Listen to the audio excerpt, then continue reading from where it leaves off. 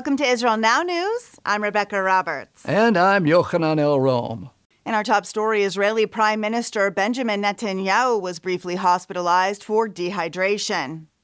During his overnight stay at Sheba Medical Center, doctors implanted a heart monitor but stressed that Netanyahu's heart functions are completely normal.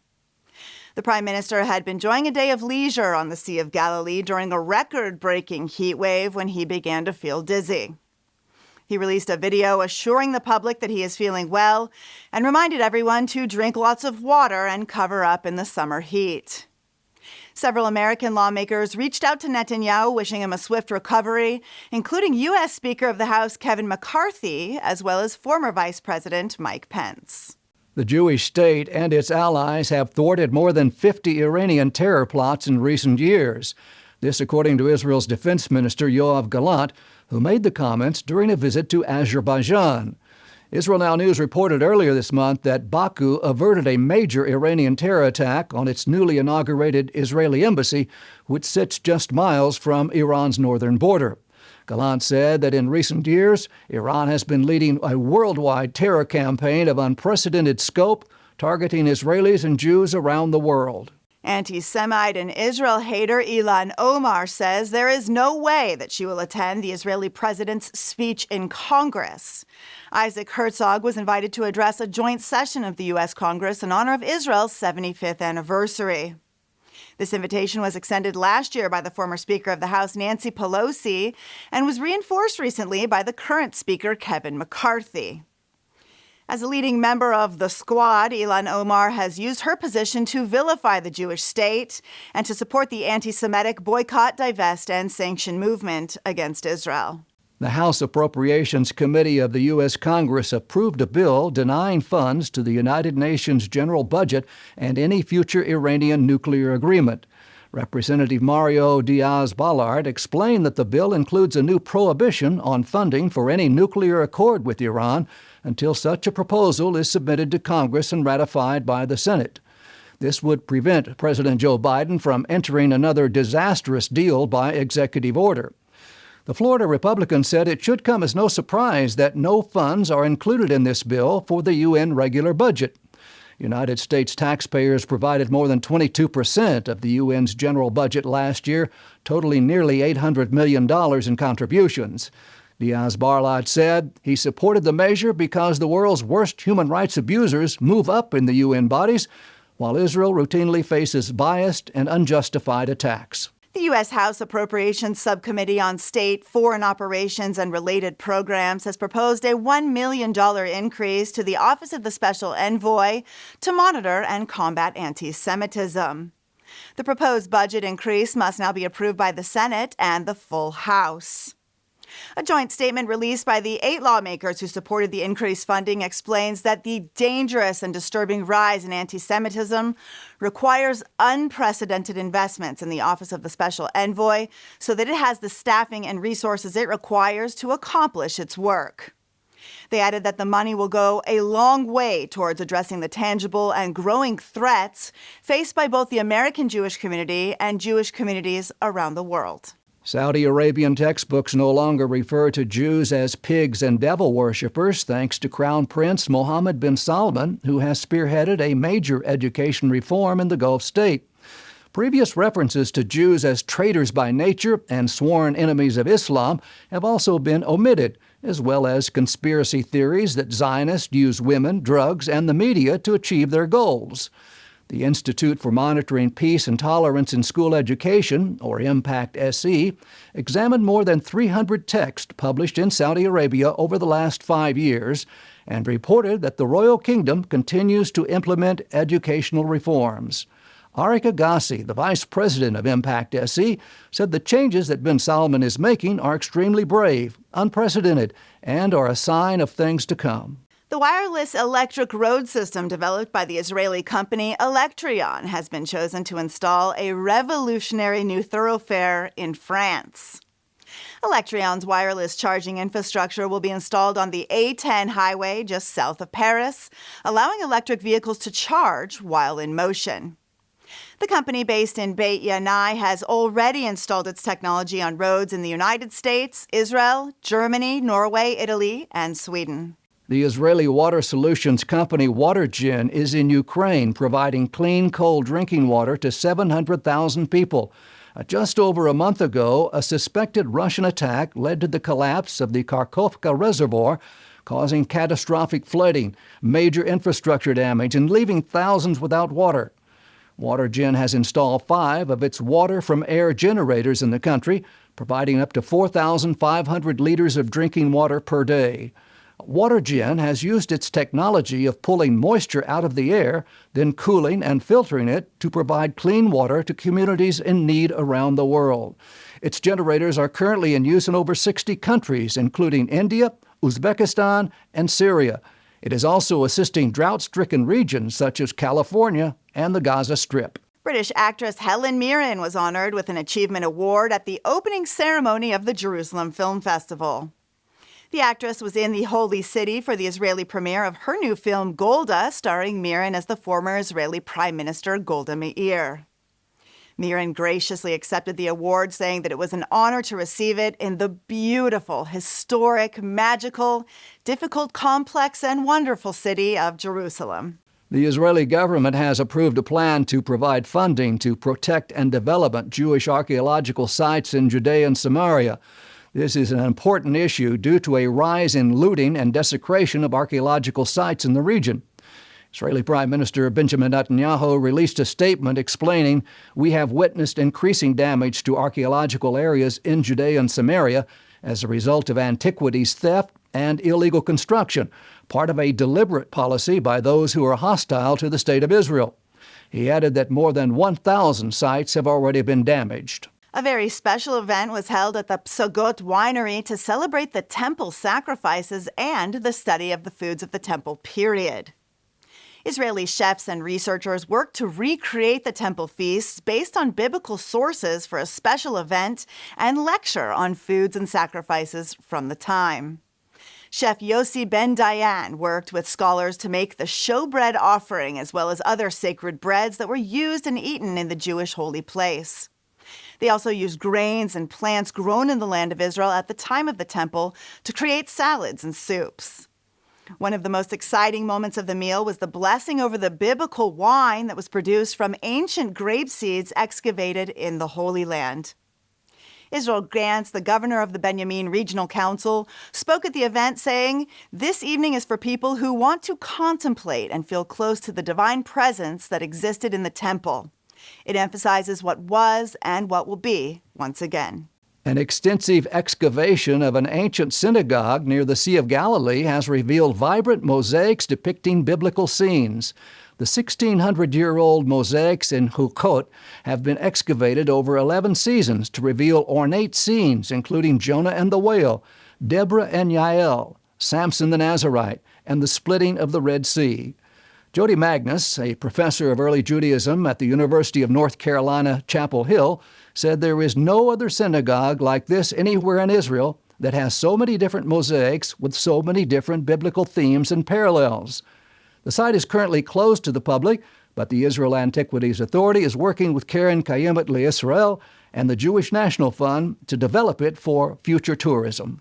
An unblemished red heifer has arrived to ancient Shiloh, the site of the first capital of Israel, which housed the tabernacle for 369 years. The Bible describes the importance of a perfect parah adumah, or red heifer, to make the purification sacrifice. For many years, there's been a coordinated effort to find this extremely rare cow, and breeders as far as Texas have been involved in the mission to bring a red heifer to Israel. Next month, Ancient Shiloh's Red Heifer Research Center will receive 2 more unblemished red cows that have never worn a yoke, as the Bible commands in Numbers chapter 19, verse 2. Organizers hope that the site will attract up to 1 million visitors a year from around the world. Kobi Mamo, the CEO of Ancient Shiloh, explained that the Jewish people have returned to the site of the tabernacle and are bringing back the Jewish past for the future of our people.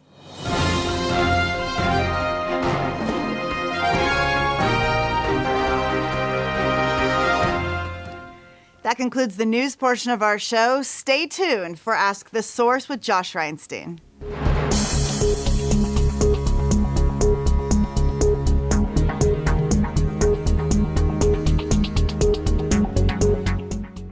Hello and welcome to Ask the Source. I'm your host Josh Reinstein, and we're here in our beautiful studio in Jerusalem.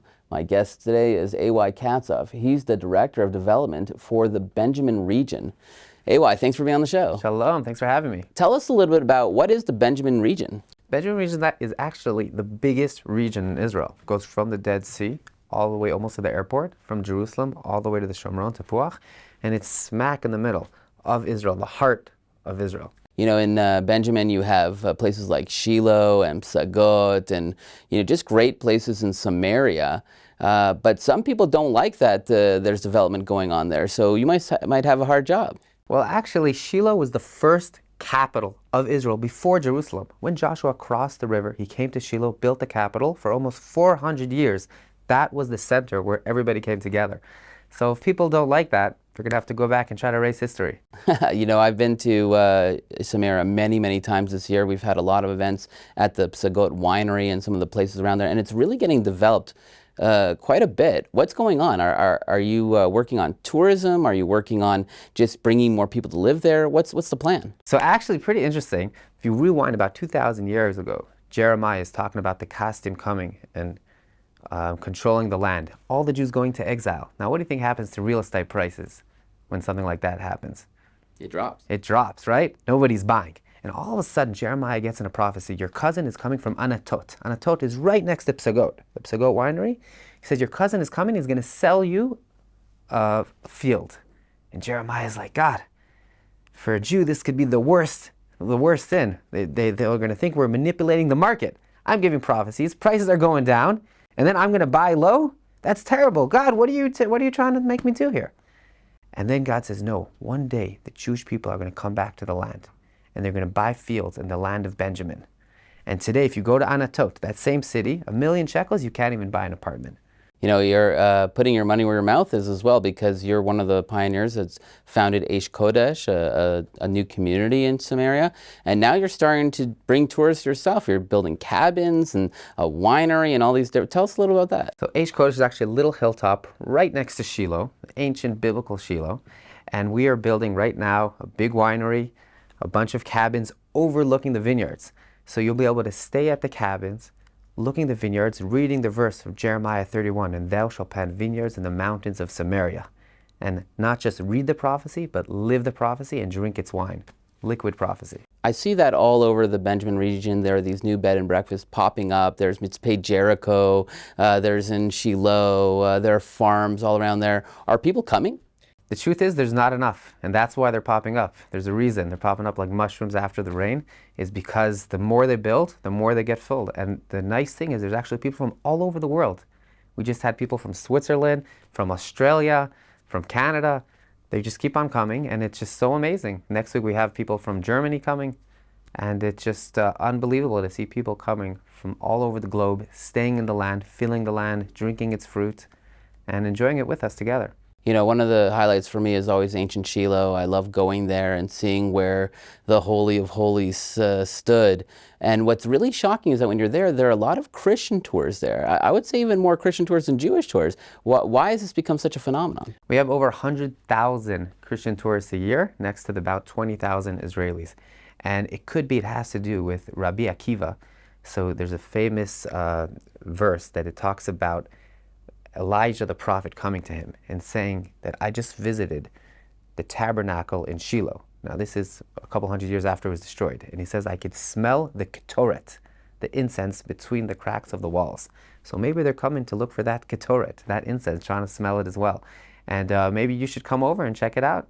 Well, I've been there several times and I see how things are developing, but you're the director of development. What's going to happen in the next 10 years? What's the plan? You're not going to be able to recognize it. We are planning to build, and we are building every single day.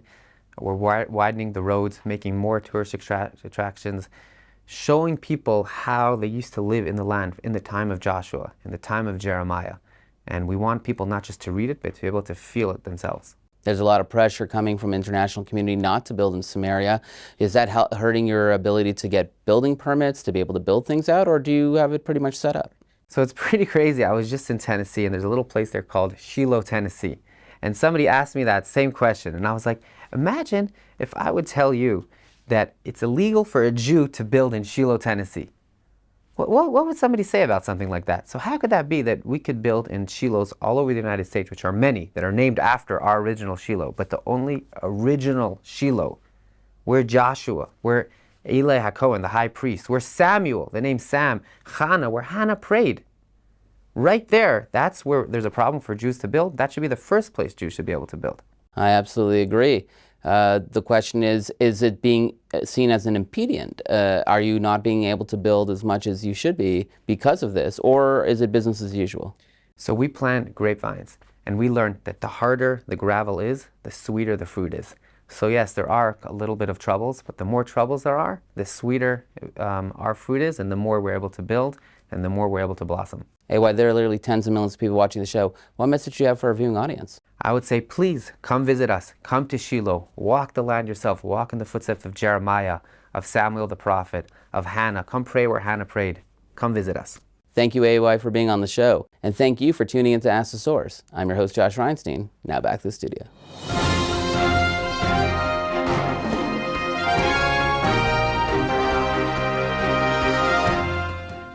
Up next, the return to Zion with Karen Hayesod.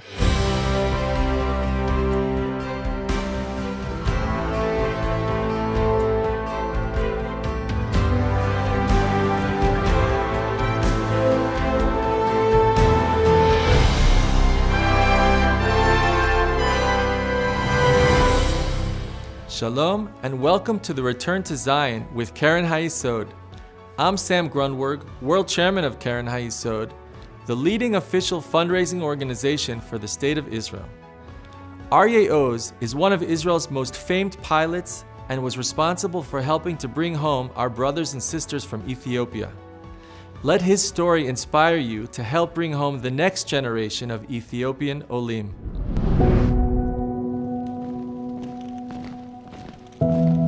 I was born in Germany. My family fled Germany after the Kristallnacht to Holland with an intention to immigrate to Palestine. However, the Germans conquered Holland and we were stuck in Holland.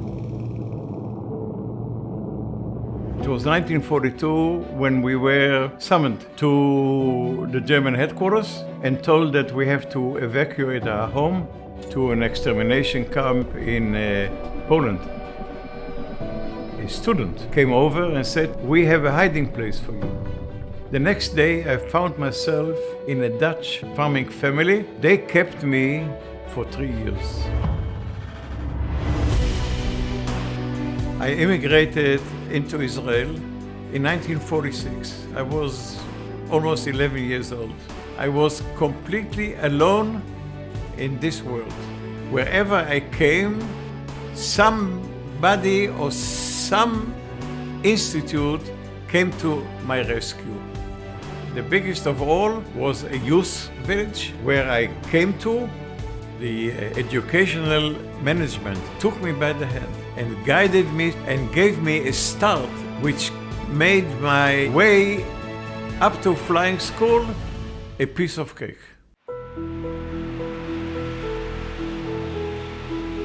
I was selected by the Air Force to become a cadet in the most, famous Israeli Air Force. I was grateful that I could repay in a small way and contribute to the same effort. This mutual responsibility, from which I gained so much, followed through my whole career in the Air Force. I was the third captain who flew a C-130, a Hercules, to Entebbe and rescued so and so many people. When we were told that we have to fly 4 airplanes to Entebbe at weights beyond any imagination, we didn't ask any question. We said, it is needed, it will be done. In the early 90s, we were about to evacuate 14,500 Ethiopian Jews from Addis Ababa to Tel Aviv. We had 760 seats in our aircraft. However, when they arrived and all the seats were occupied, commanding officer of the operation came over and said, we need you to take more people on. And my answer was, you don't have to ask even. It's obvious. Bring them on. I set the world record. I brought on one flight 1,087 people from Addis Ababa to Ben Gurion Airport. When we descended and came over Jerusalem, I made a left turn towards Ben Gurion, and the whole oil aircraft was singing Yerushalayim of gold. There was not one person in the cockpit who had no tears in his eyes. Every time. And when I made my walk around, I always looked up and saw the Star of David and said to myself, gee, this is Israel. This is the Jewish people. Let's bless Israel together. Now's the time for you to get involved. Assist Karen Hayesod to raise the necessary funds in order to bring Jews yearning for their homeland back to Israel. Your donation can help fulfill the biblical prophecy today. To donate and get information, visit our website at www.khisrael.org.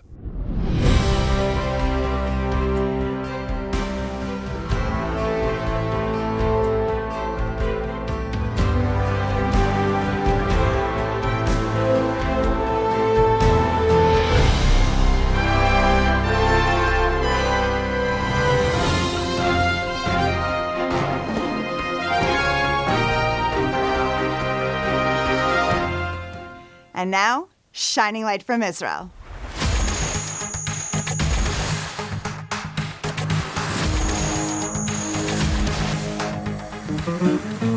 We are going to explore the only city that sits along the shores of the Sea of Galilee, the city of Tiberias.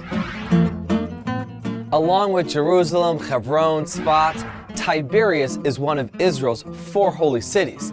Each city correlates to one of the elements. Tiberias correlates to the element of water. In fact, when you come here on your next visit, you can visit the old hot springs in the national park of Hamat Tveria. To Israelis, Tiberias is synonymous with vacations. Here, one can enjoy a variety of activities in a city that offers the opportunity to mix relaxation with nature, history, and contemporary activities. And of course, you can't forget the many pilgrimage sites that are in and around this area. Tiberias was constructed in the year 20 CE by King Herod Antipas, and he named it after the Emperor of Rome, Tiberius. Shortly after the construction of Tiberias, it is believed by many Christians that Jesus moved his location of activity to the northern shores of the Sea of Galilee, located just a few miles to the north of Tiberias. In fact, there are many Christian pilgrimage sites located up there, including Mount of Beatitudes, Tagba, Capernaum, Bethsaida, and many more. The city itself survives the great revolt against the Romans as they subjugated and surrendered to the Romans at the very beginning. After the Bar Kokhba revolt, however, in 135 CE, when the Jews were forcibly removed from Jerusalem, many of them settled here. During that time, many of the rabbis came together and compiled the oral Torah into a written body of work called the Mishnah. The city during this time, known as the Talmudic period, grew to become one of the most beautiful cities here in the land of Israel.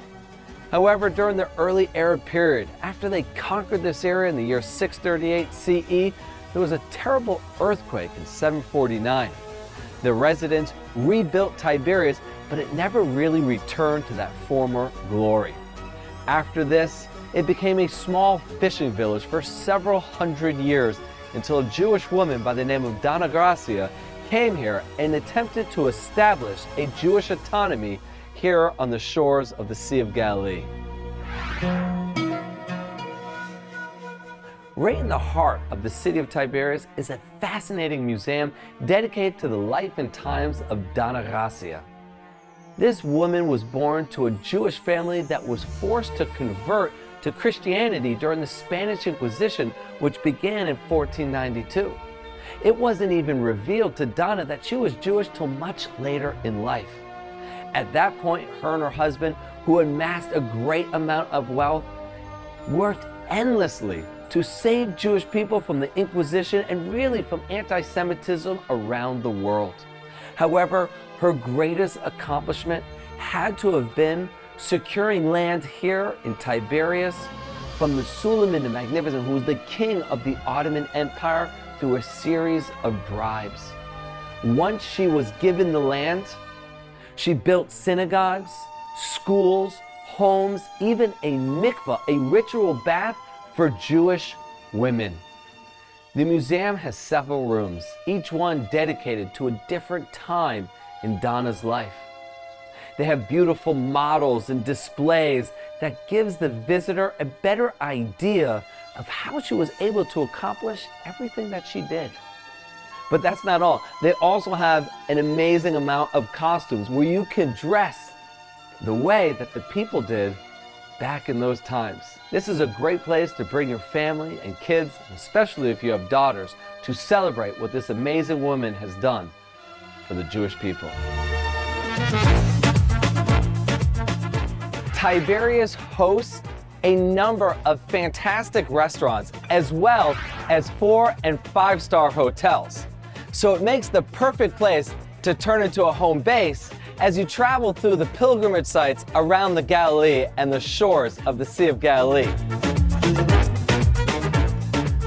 I'm looking forward to seeing you in Israel soon. And don't forget to visit the big city on the shores of the Sea of Galilee, the city of Tiberias.